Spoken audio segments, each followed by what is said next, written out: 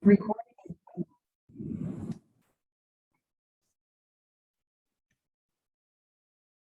All right. Oops.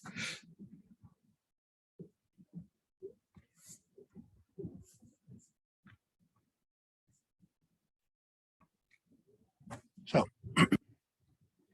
what is a polynomial? The word poly means many. Nomial means numbers, or in our case, terms. So polynomial is many terms. We started off chapter 1 dealing with linear equations.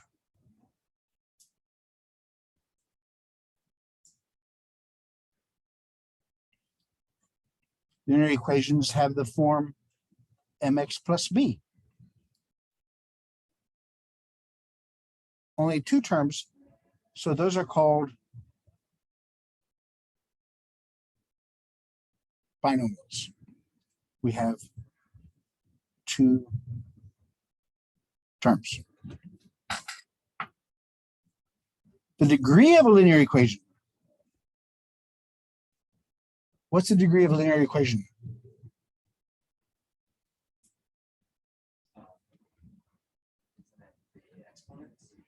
The exponent of x. The degree is always the exponent of x, the largest. The only x we have here, what's the power of that one? Yeah, so the degree is 1. Another name, in mathematics, we call that a first order polynomial.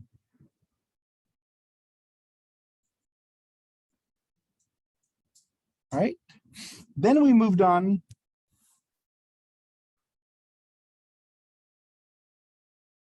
to quadratic equations.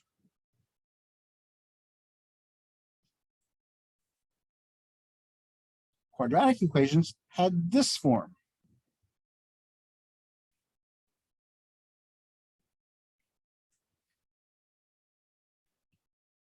We have 1, 2, 3 terms. So let's call it a trinomial. 3 terms. The degree of a quadratic equation is always 2, or a second order polynomial.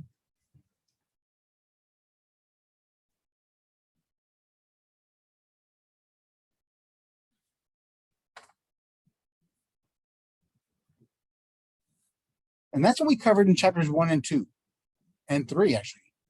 We didn't get too far out of those guys. Now, starting chapter 4, we took off.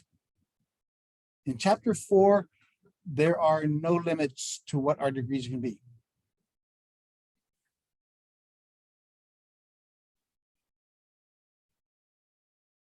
Cubic equations.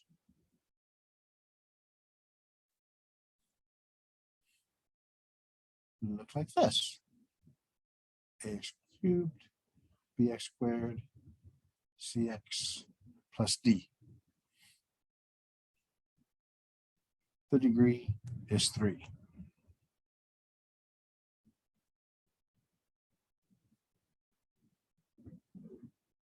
It's called quadrinomial. 4 terms. We're going to learn how to solve those. We're going to learn, take baby steps, do with third order equations, cubics, and then we'll take off from there. I mean, by the end of next week, you'll be able to take any polynomial I'll give you, any size, and tell me the factors and factor out for me. And that's the cool part. So polynomials of degree n. Because we took off the training wheels, now we're going to go up anywhere. Where n represents the value, not values, value of the highest exponent.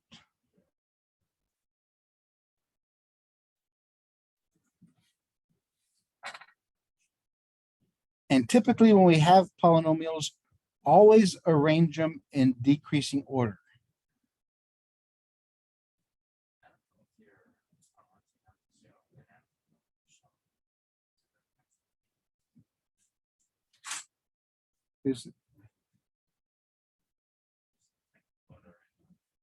Huh.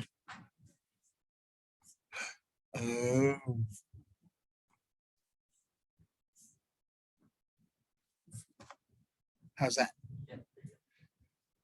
Sorry about that. I overdosed you in a picture of me. Thanks for pointing out to me.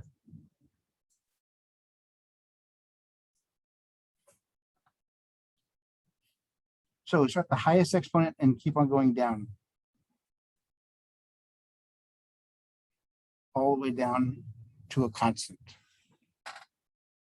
Because we're going to learn that both ends of the polynomial are the most important parts. That is where we could define so many things: the shape, the direction, the basic function itself, the intercept. And then also we're going to use those values to find the factors. We're going to use those factors to find the zeros of our equation. All right, so let's look at an example here.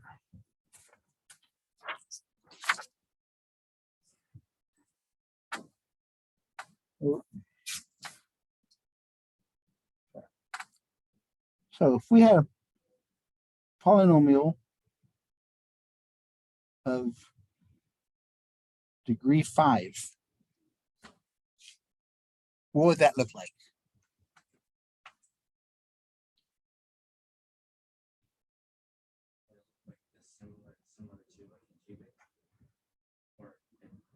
Well, yeah, but it would have 5 intercepts. Yeah, so basically when we put it together, this is what it would look like.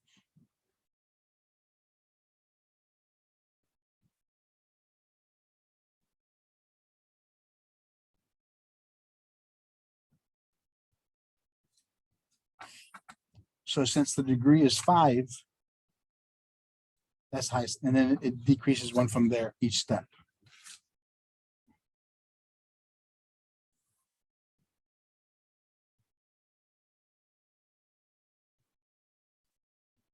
So let's look at this example.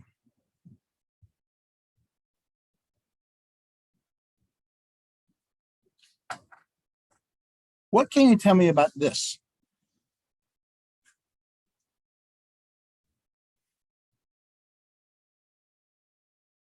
What can you tell me about it?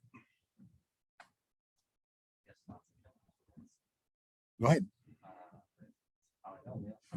Right, it's polynomial. It's gonna open up to the top because the leading coefficient is positive, right? Right, we could say, okay, so we know that the degree is what? 4. Now, because the degree is 4, what's the shape of the graph going to look like? The end behavior. It'll look like a parabola. Yeah. So since the degree is 4 and the leading coefficient is 3, it's positive.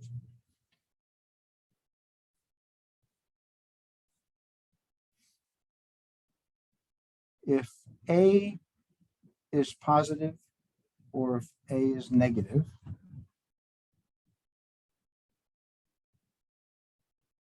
and the degree, if it's even or if it's odd. If the degree is even, the highest exponent is an even number and it's positive, the only thing we know for sure is that both ends have to be pointing up. What happens in the middle, we don't know. That's where the intercepts are. If the degree is even and it's negative, then both ends point down from the last intercept.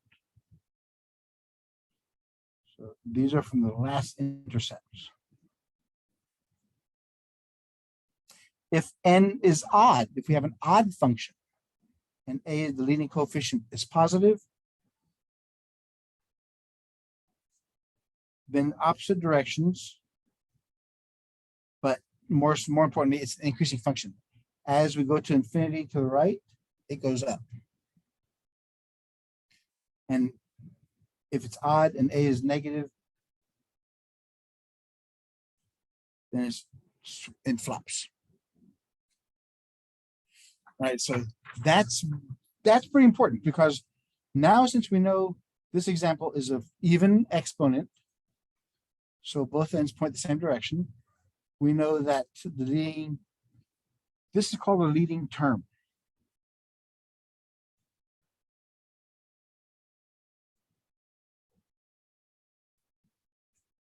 It's the term, the coefficient of the highest exponent.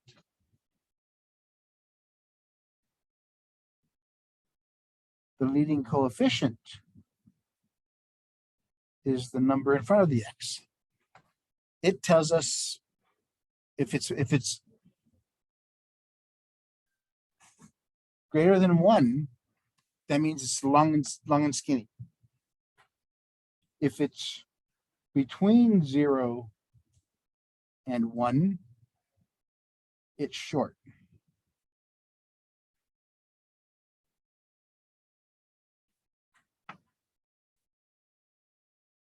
So that's what the leading term. So we can tell that this function is an even exponent, means both ends point the same direction. They're pointing up, and it's 3, so it's going to be 3 times the height of a regular function. And the degree also tells us what?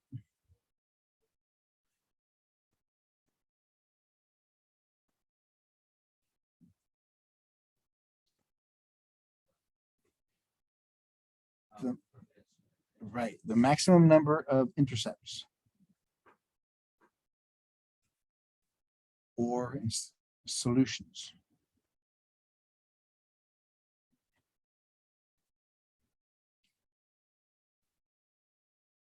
The degree also tells us the maximum number of what we call turning points. They're actually vertices.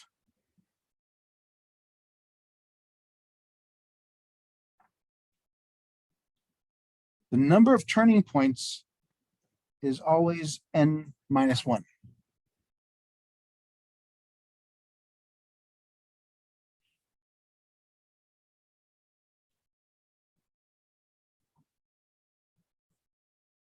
The reason they call it a turning point, for example, our x squared equation. We have 2 solutions, 1, 2, and 2 minus 1 turning point. Because at this point, the graph, this is decreasing and this is increasing. So at the turning point, the slope is 0. It stops decreasing and starts increasing, or vice versa. So that's why it changes. So it changes the directions there. If we have a cubic equation, we have 3 solutions. So 3 minus 1 is 2 turning points. So it's increasing all the way to A. Then from A to B, it's decreasing. And then from B to infinity, it's increasing. So that's what's happening there. And well, it will keep on going from there.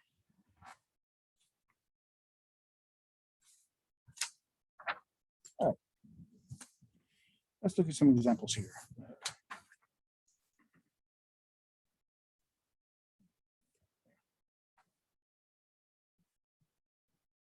Oh.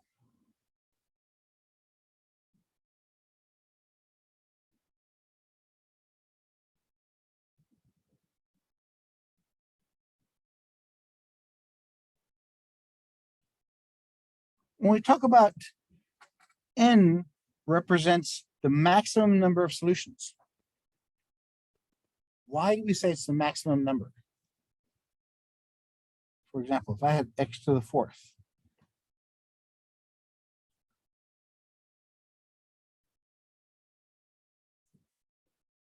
one, two, three, four.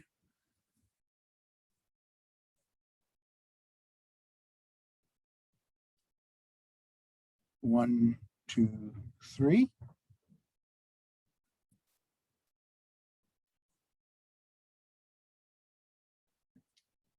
One, two.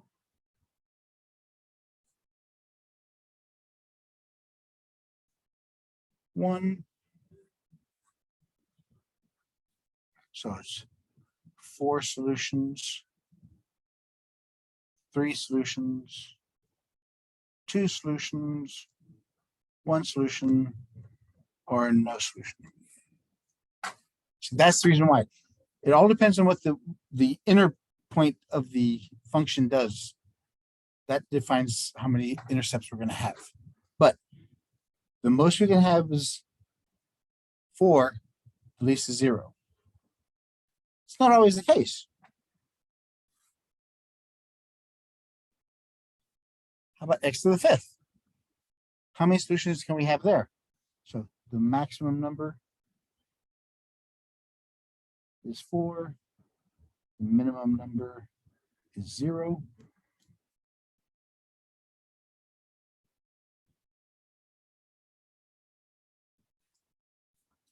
So with x to the 5th, we know that both ends have to point opposite directions. And we have 1, 2, 3, 4, 5. 5 solutions, 4 turning points.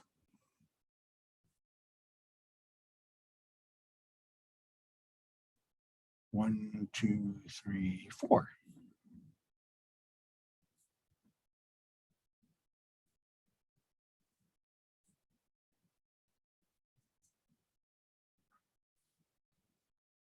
One, two, 3.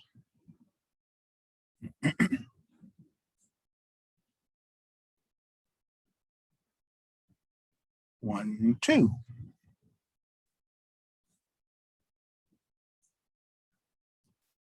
One.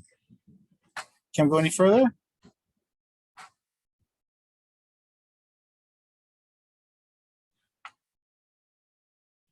No, because both ends point different directions. Odd functions must have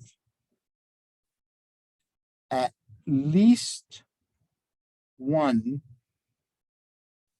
and at most n solutions because they go opposite directions. All right, so that's very important when it comes to that.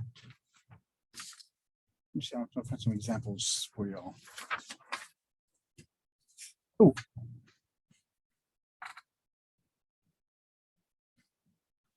P of x.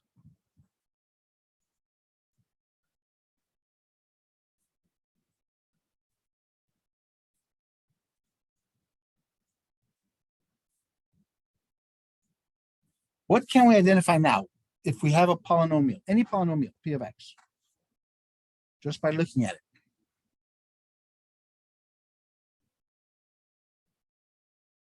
The degree,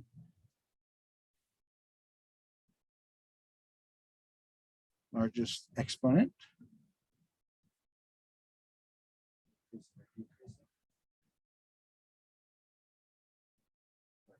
overall, yeah, we can tell, yeah.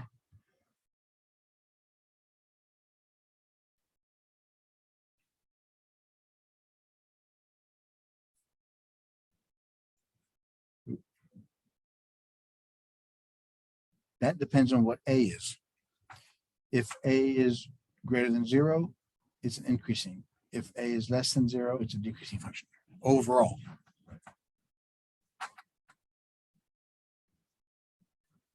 We can identify the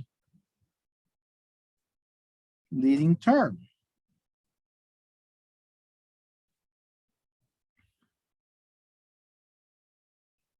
That's the part that has the highest exponent. We can identify the leading coefficient. That's the number in front of x, of the largest exponent.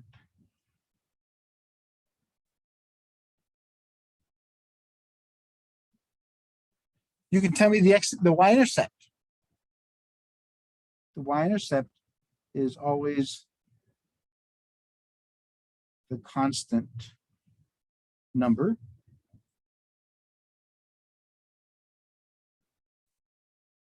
the maximum number of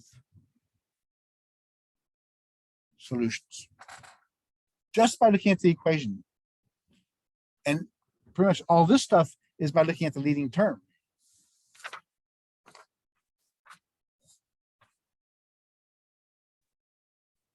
So that's what we do up until now. From here on out, we're going to start looking at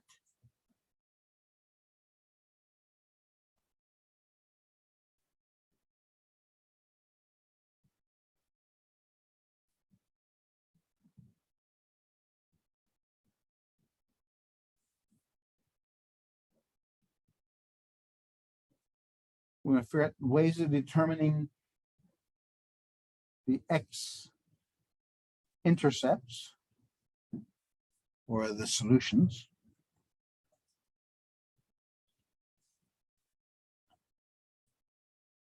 for any polynomial p of x.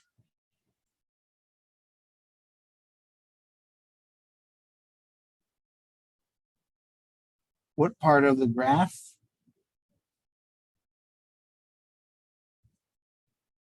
is above the x-axis and below the x-axis? Because that's going to help us draw a graph.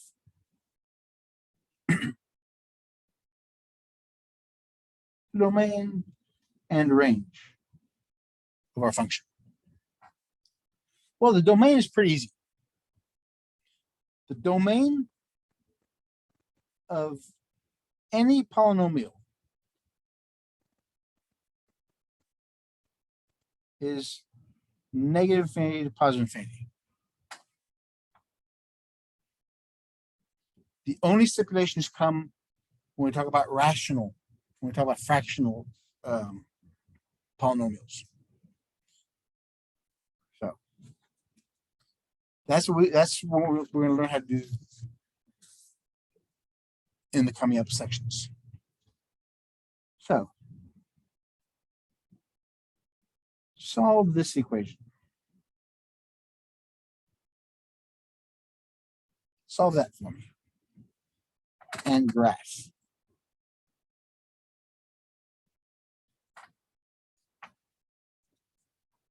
So what do we have to do with it?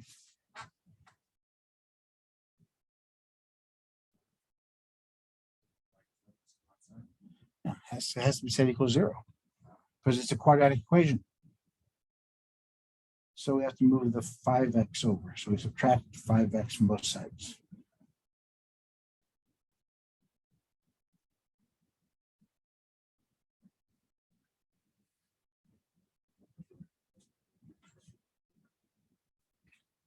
Since it's quadratic, we have multiple ways of solving these. We can either factor it, complete the square quadratic formula, or just graph it and then see where the intercepts are. So we know that x and x was it's the middle value goes there and there. The second sign is positive, tells me they're the same. They're both minus. What times what is 6? When you add them, you get 5. Yes, 6 times 1 is 6. 6 plus 1 is 7. 3 times 2 is 6. 3 plus 2 is 5. So it's 3 and 2.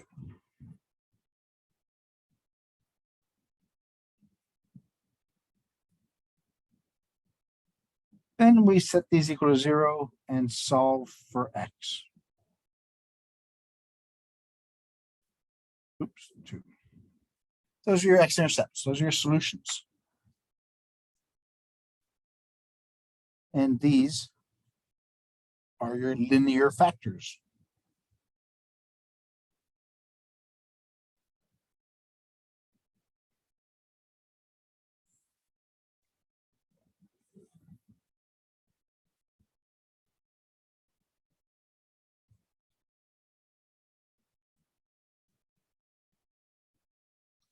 Let's look at this one.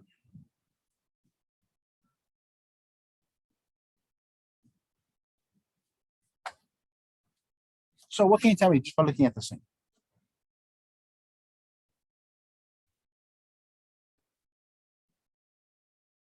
What's the degree? So since the degree is 3, what's the shape of the curve?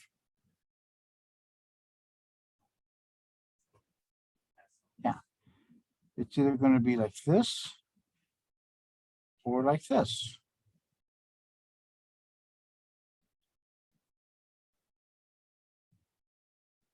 What is your A value? The leading coefficient. It equals 1. It's whatever's in front of the x. The A value is whatever's in front of the x. Since that's greater than 0, it's an increasing graph, not that other one. We also know that we have our y-intercept at 15, at positive 15.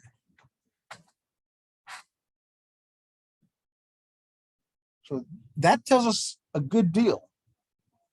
Now, we're going to learn how to solve these later on, but first I want you to tell me,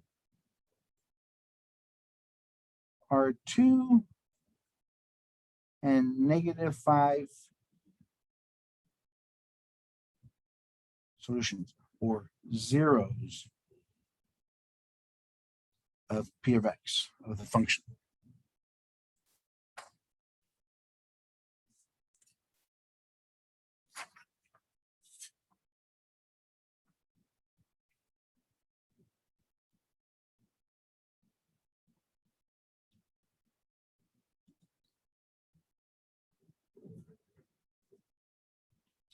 So how do we check these?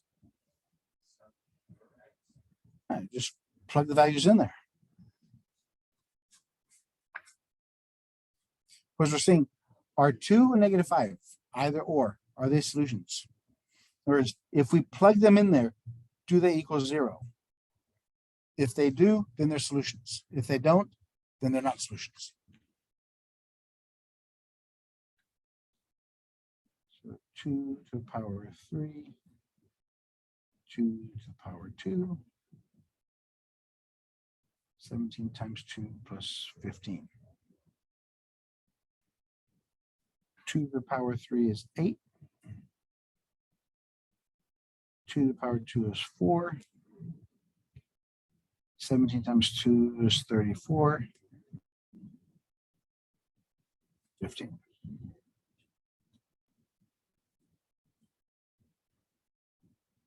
Eight plus 4 is 12.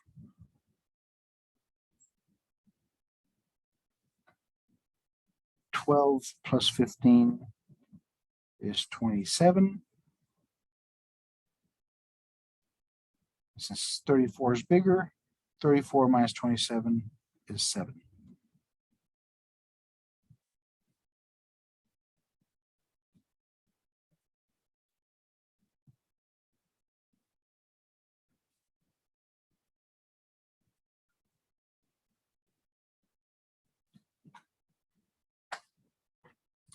So plug it in there, we get -7. So 2 is not a solution, not a 0 over polynomial.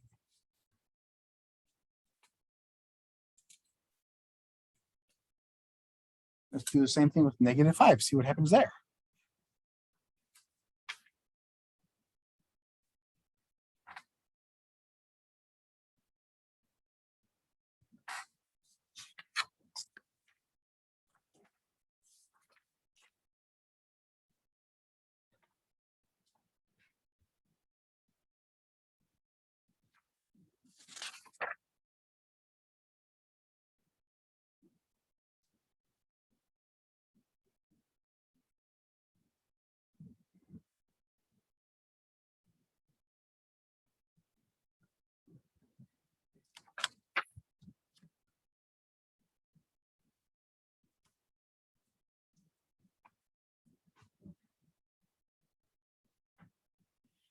So -5 to the third power, it's going to be negative.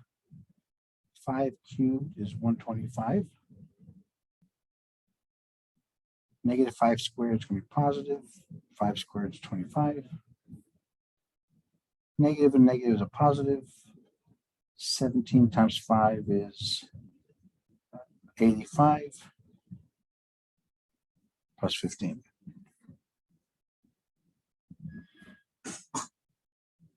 So -125 plus 25 is -100. 85 plus 15 is 100.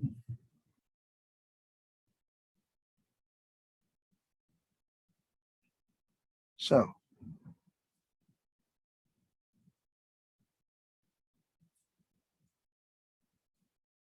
So 5 is a 0 of P of X, the polynomial. It tells us more than that, though. Once we find a 0, since X equals 5 is a solution, if we set this equal to 0,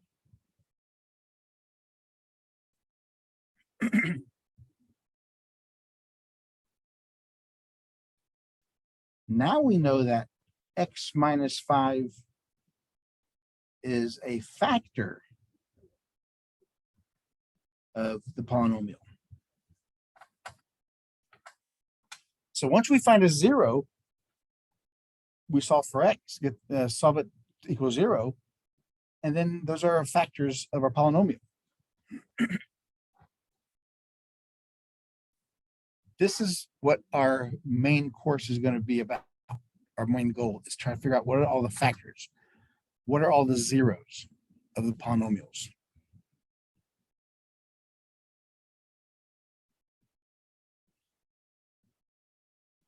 Finding the zeros of a polynomial.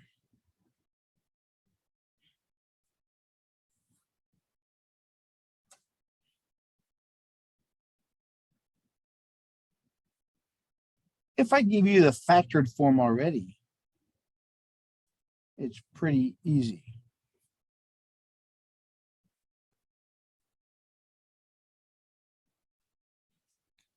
If I give you this polynomial, what are my zeros?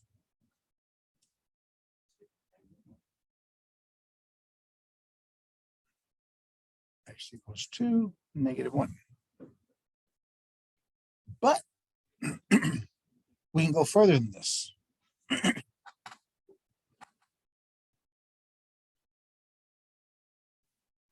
to graph this function. What we know about this equation, you notice that X minus 2 happens 3 times. So it's X minus 2 3 times. X plus 1. So this polynomial actually looks like this. And the exponent here is 1. So what's the degree of this polynomial?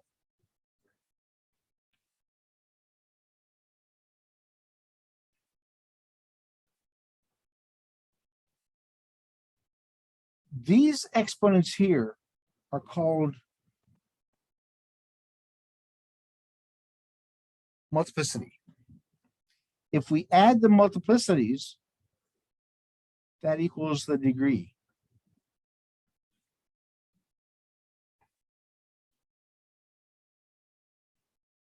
So now we know, since we know it's a degree 4, and we know the leading coefficient is 5 and it's positive, we know that the graph has to look like this. Again, what happens in the middle, we don't know. So let's graph this function.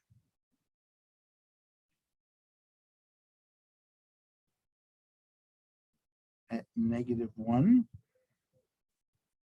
we have an intercept.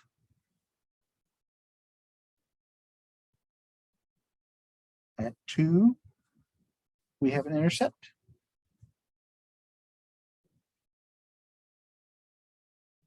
What's our y-intercept?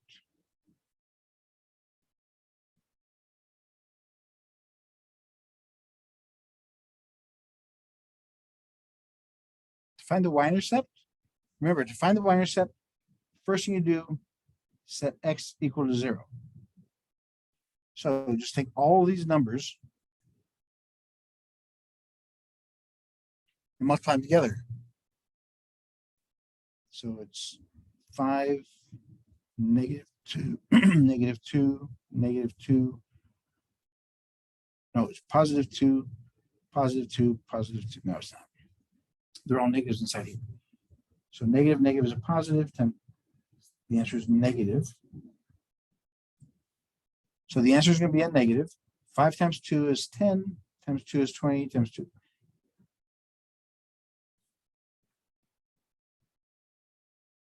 So at -40, we have y-intercept.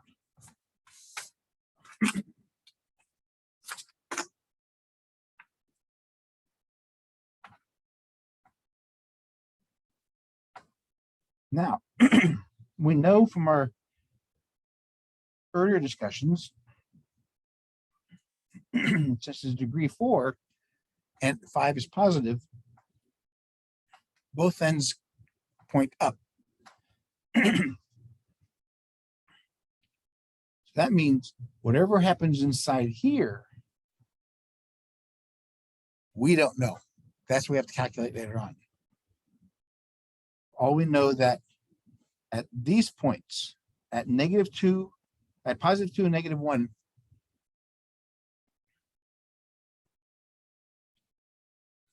the graph crosses the x-axis at x equals -1 and 2.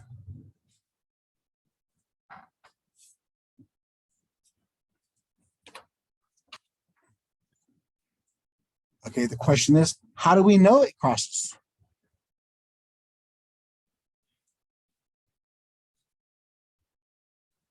Well, let's do another one.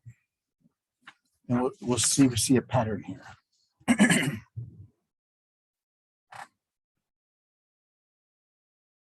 Polynomial equation.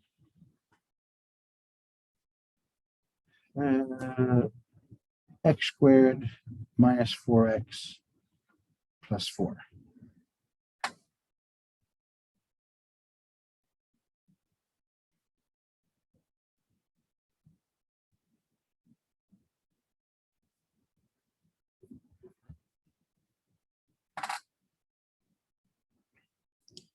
X and X.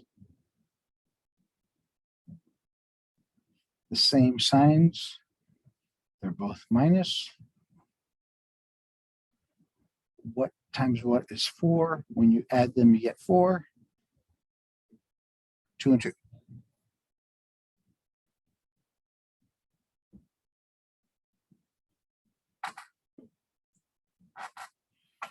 All right. So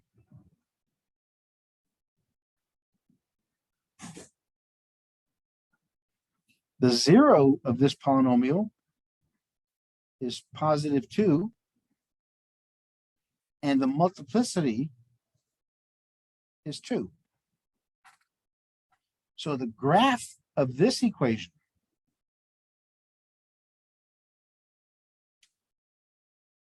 it's quadratic, opens up.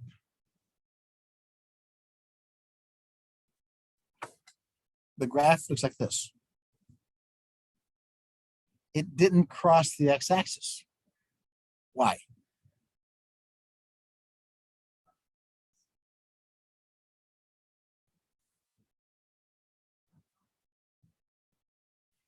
Even multiplicities can never be negative. Like, in other words, you can't change signs. You must bounce at the x value, the solution. If the multiplicity is even, then whatever that is, the graph just bounces off that. If it's odd,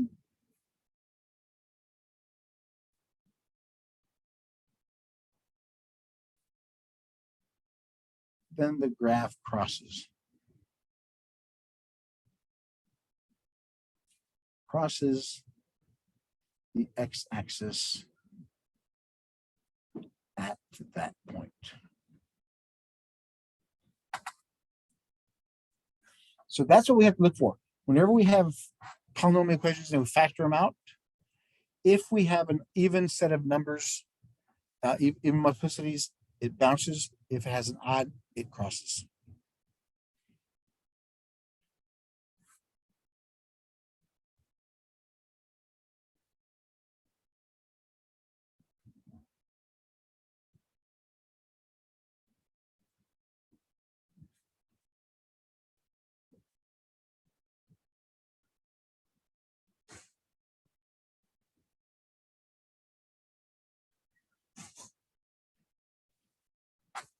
Okay, for example, let's look at this.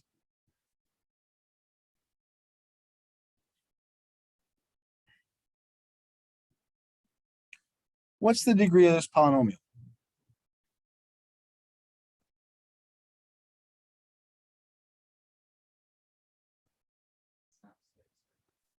No. To find the degree, add the multiplicities. And that's a 1. 6 plus 4 is 10, plus 6 is 16. All the x's are positive. There's no coefficient. So a is greater than 0. It's positive, which means our endpoints go up.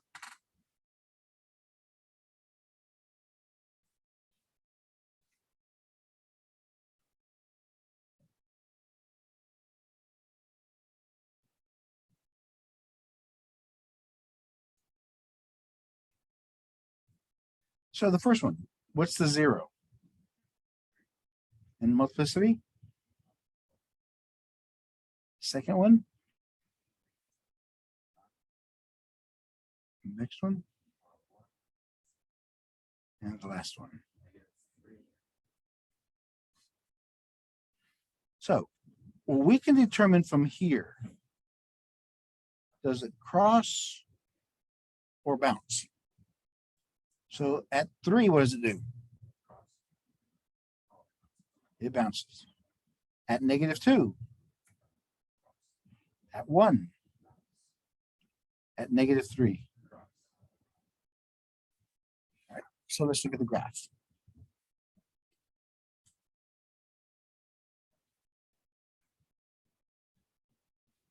So at 0 is at 3, at -2, at 1, and at -3. From the degree part, we know that at the end, both of these have to be going up at the last junction. So at -3, it crosses. At -2, it crosses. Then therefore, if we look at this, we're going to have a positive y-intercept because it's above the x-axis already. So it's going to cross some point. At 1, it bounces. and at 3, it bounces. So it'll have that rough shape. I mean, what happens in the middle, again, it can have multiple gyrations, but that's basically what's going to happen to it.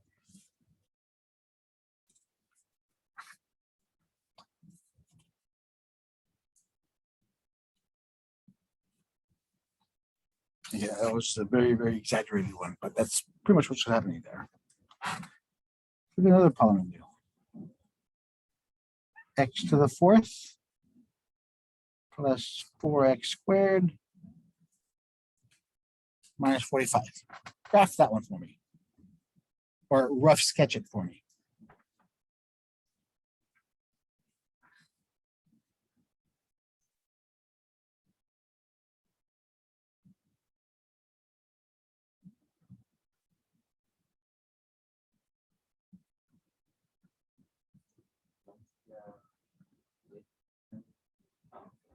Sorry.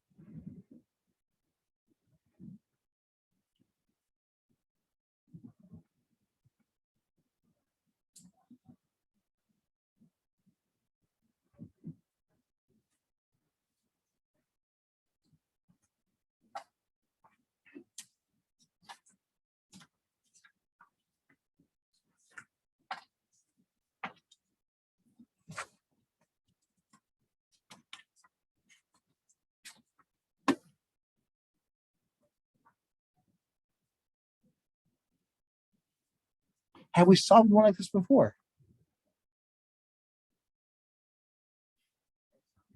What method did you use to solve it?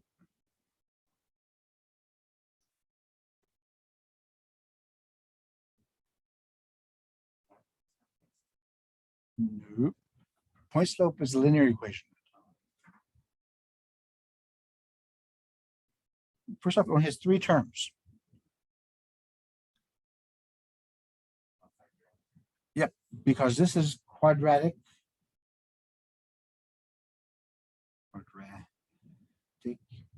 in form. Because the middle term, exponent times 2 equals the first one. So this one times 2 equals that. So it's quadratic in form, so we can factor it. So since this is the middle term, that's what goes in this first spot. Second sign is a minus, so one's positive, one's negative. What times what is 45? When you subtract them, you get 4.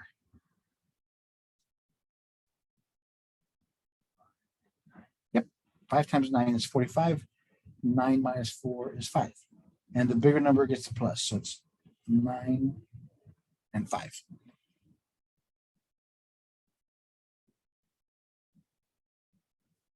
Now we take both of these and solve them.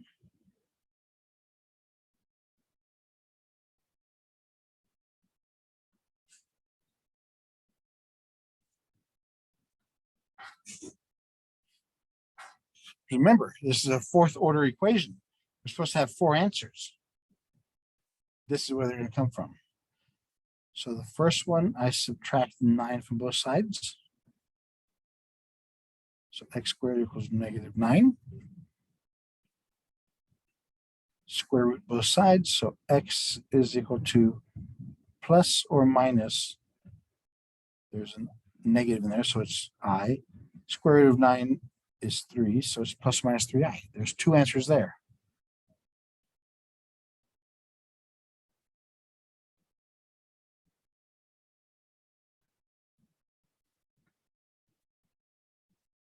X squared equals 5 on the other one.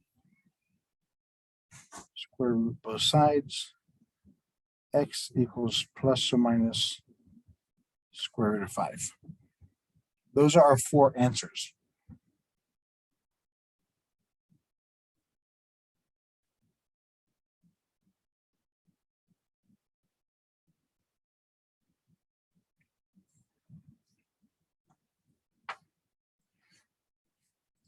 And this actually is pretty important also, because later on in section 4, we're going to learn that whenever you have imaginary or radical answers, they have to come in conjugate pairs. There's a positive 3i, there has to be a negative 3i. There's a radical 5, there has to be a negative radical 5. But we can't graph these. We can't graph those. So if we look at our graph,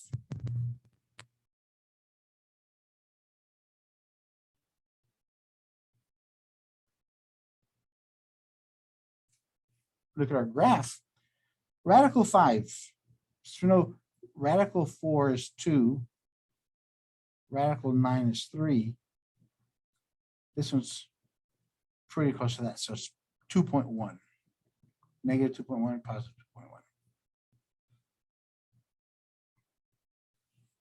The y-intercept is a negative 45.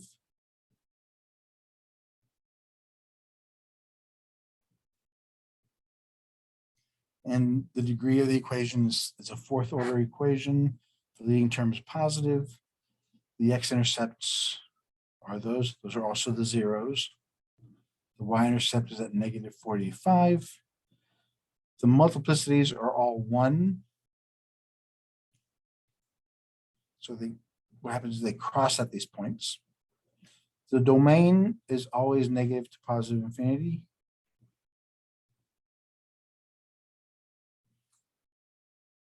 So we know at the endpoints, since it's positive, x to the fourth has to do this. So we'll have something similar to that.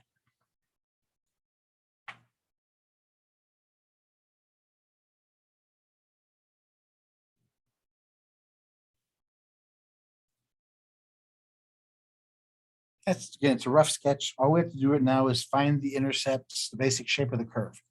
Later on, we're going to go for more exact pictures.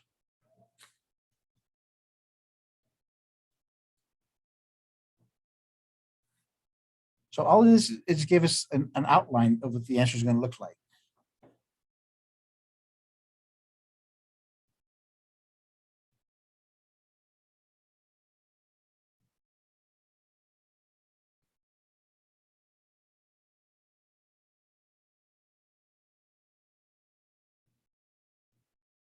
Now let's look at equations that have 4 terms.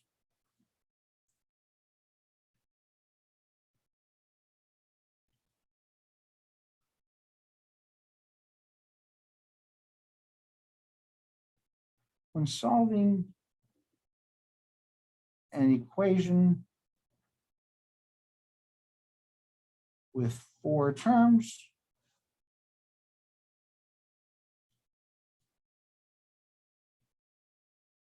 use the grouping method to solve.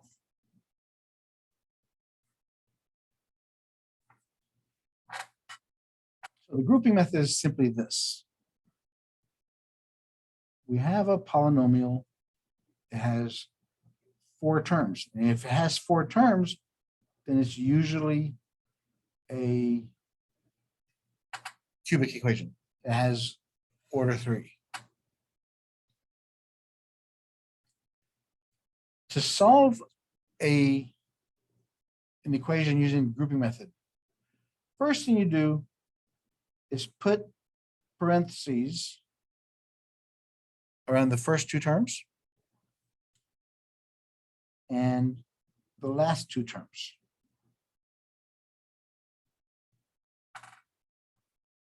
We have to incorporate that negative with that second term.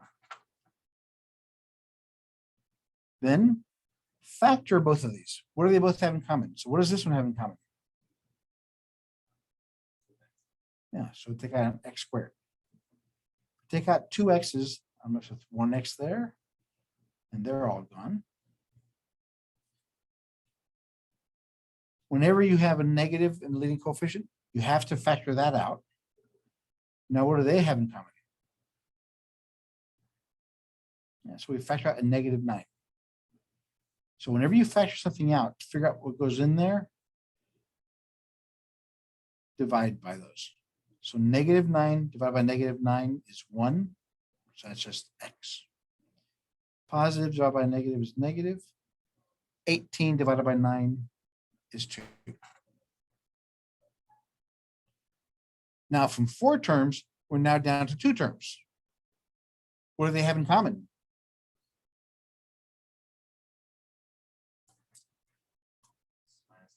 Yeah, they have an x minus 2 in common.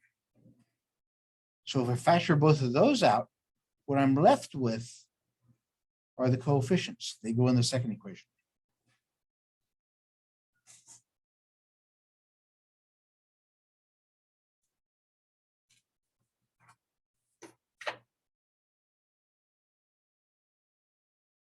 So we have x minus 2, x minus 9, x squared minus 9, because 9 is a perfect square. It's the difference of 2 squares.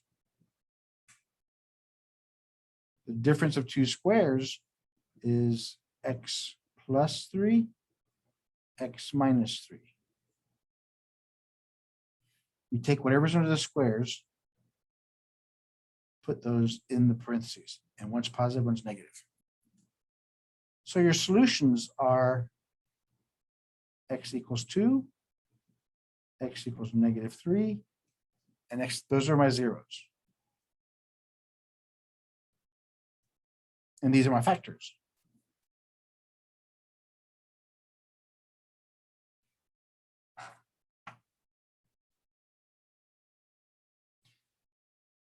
What are their multiplicities?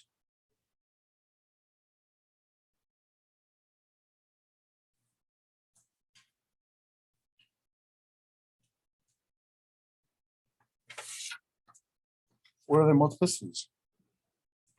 To determine the multiplicity, first off, we have zeros are 2, -3, +3. Look at the factored form. What are their exponents?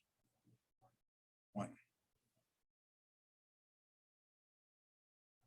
And also because they only happen one time each.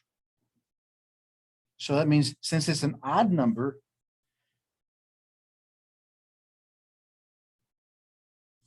they each cross the x-axis.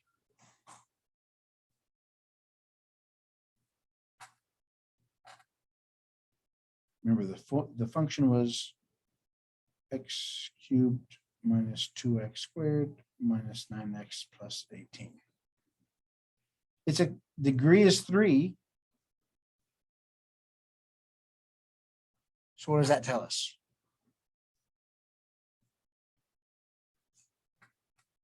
Opposite directions, right? And since it's positive in front of the x, it has to be, it's an increasing equation. So this is what we do from the last points, the intercepts.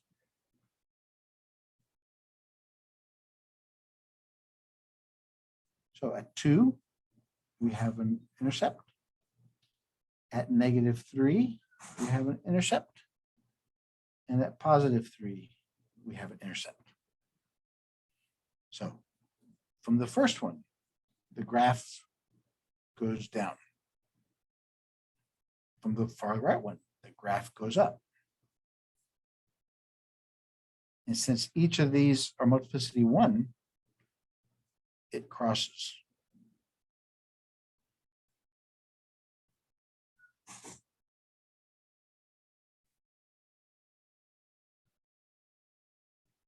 And our y-intercept is at 18, the constant.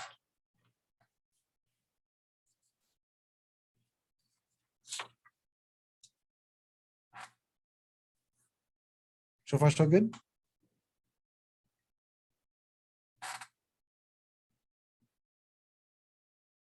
Two x cubed minus 3x squared plus x plus 6.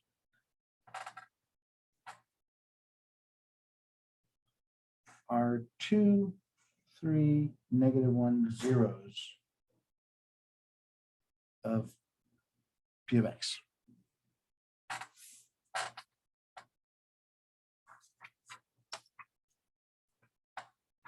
So how would you tell me, how would you determine if there's zeros of the function? It's still sub x, right? Right, that's exactly right, yeah. This is when x equals 2, x equals 3, x equals -1.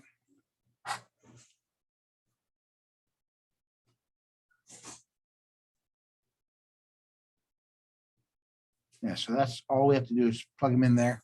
And what are we looking for? If it's a solution, what should be the final answer?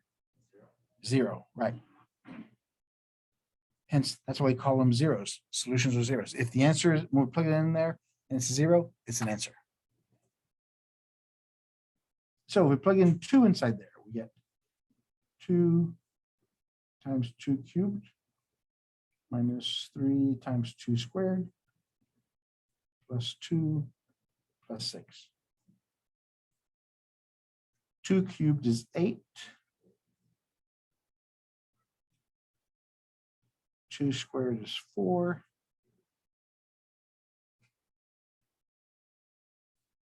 2 times 8 is 16. 3 times 4 is 12.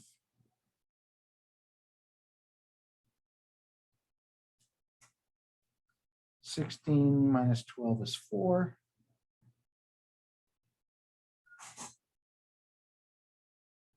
4 plus 6 is 10. So no. 2 is not a 0 of P of X.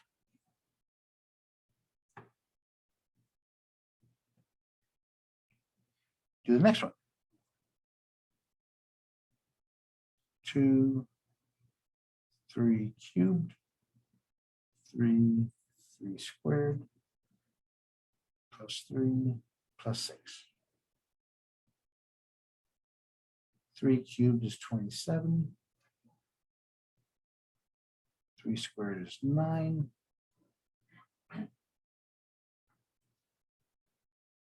27 times 2 is 54. Minus 3 times 9 is 27.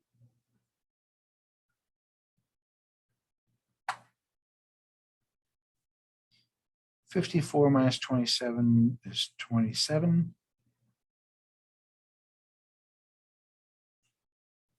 27 plus 3 is 30, plus 6 is 36.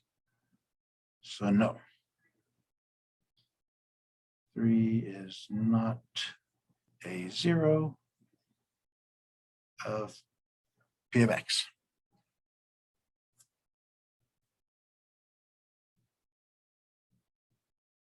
-1 cubed,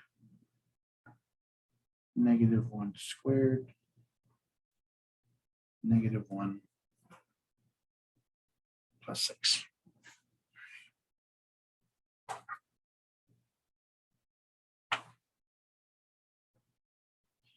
-1 cubed, since that makes the answer negative. 1 cubed is 1, so it's -2. -1 squared is +1 times 3 is -3. Positive times negative is negative. Plus 6. 2 plus 3 plus 1 is -6 plus 6.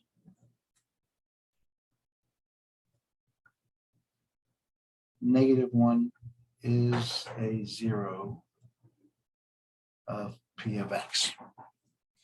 Then that means if X is equal to -1, that means X plus 1 is a factor of P of X. Make sense there? So all that was just plug and play.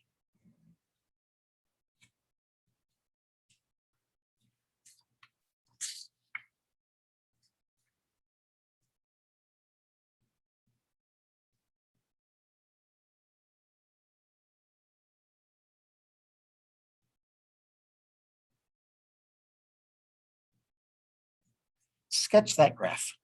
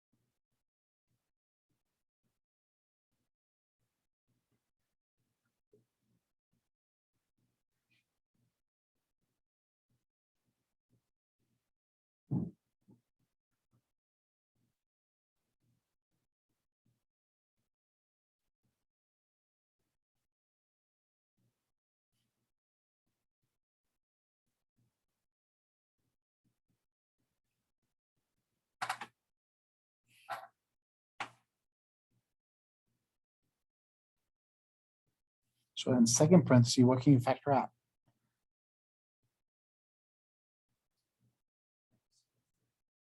Now, in the second step, because again, whenever you have a leading term is negative, the negative has come out.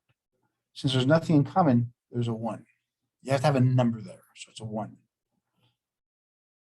So now, both of these have x plus 3 in common. And whatever's in front goes inside the parentheses. So this is a difference of 2 squares. 1 squared is the same thing as 1. So it's x plus 3, x plus 1, x minus 1. And all their multiplicities are 1. So the zeros.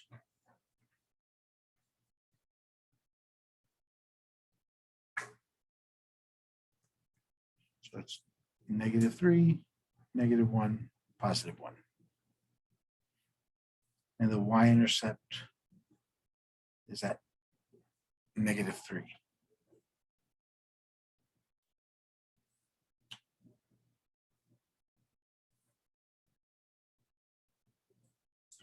Four, 5, 6, 1, 2, 3, 4, 5.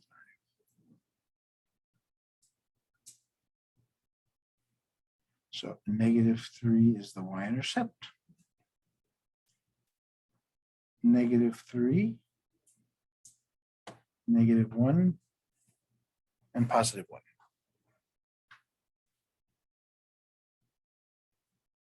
The degree is 3. The leading term is 1, which is greater than 0. So the end behavior is like that.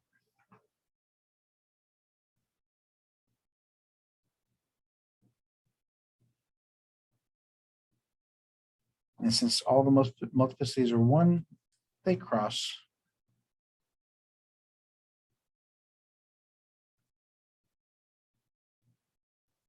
It looks something like that. One question. Yes. Is this chance with this one? So if you just take the opposite signs of the coefficients on this one, it equals the point of x axis. Is that just random chance, or is that? That's random chance. Yeah. Okay. I didn't notice that, but it's a good observation. Wow. You can always try it on the first test.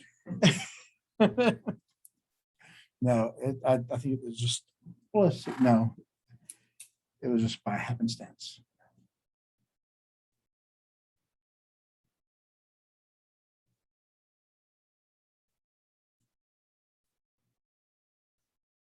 There.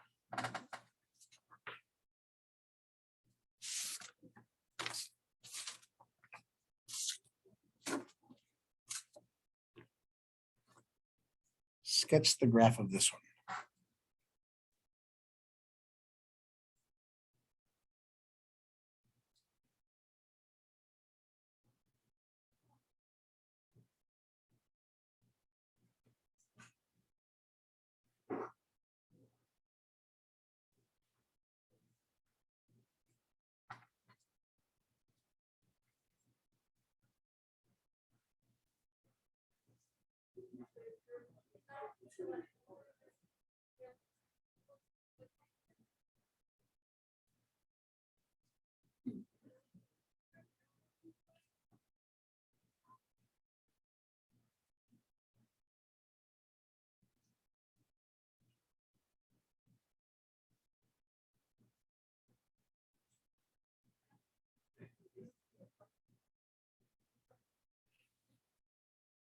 So in the first one, we take out x squared.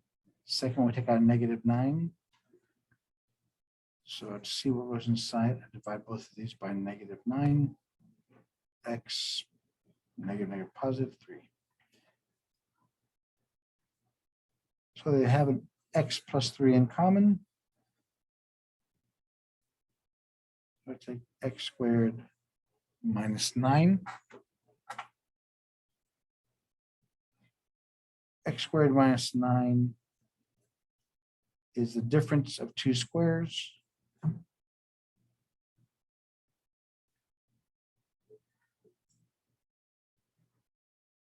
So it's x plus 3, x minus 3.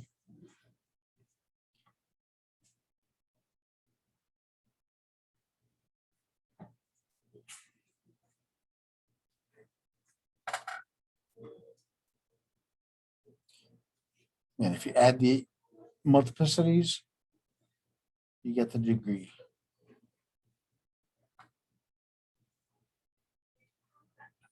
So the zeros and the multiplicities, -3 and 2, 3 and 1. So this one bounces, this one crosses.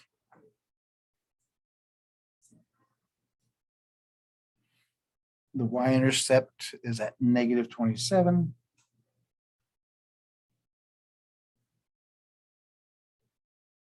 -3. And +3. The degree is 3. And the leading term is 1, which is greater than 0. So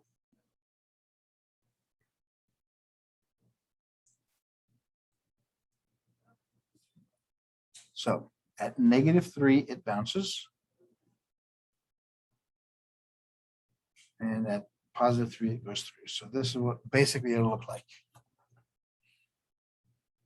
So far, so good? So yes, so we're just doing a rough sketch right now. As we go through the chapter, it'll get more precise. All right. So please, for next time, look at the videos I sent to y'all for sections 2 and 3. You'll see why I'm saying this now, because they get more complex. All right, good luck, everybody. Drive safe. Have a good afternoon. Enjoy the sun while we have